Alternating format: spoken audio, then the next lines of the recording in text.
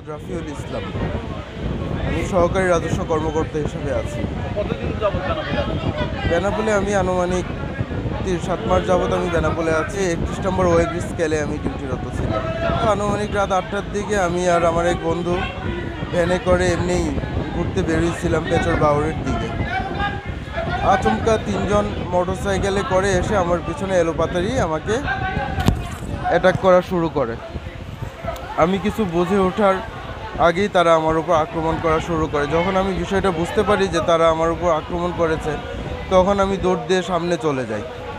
দৌড় দিয়ে সামনে চলে এসে আমার বন্ধুকে ডাক দিয়ে গেছি, সৌরভ এদিকে আসো, এদিকে আসো। তো সৌরভ তখন ওদেরকে থামাতে যায় যারা আমার উপর আক্রমণ করেছিল। একজনই আক্রমণ করেছিল, 2 জন মোটরসাইকেলই ছিল। তখন তারা বলে যে আপনি আইসেন না, উনি আমার অনেক বড় ক্ষতি করছে, আপনি সরে যান। এই কথা বলে ওনারা মোটরসাইকেল ঘুরিয়ে আবার পিছন দিকে চলে যায়।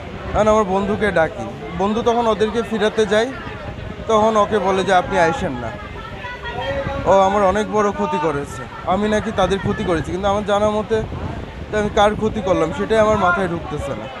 আপনাকে যখন কুপাচ্ছিল তখন আপনার বন্ধু কোথায় ছিল?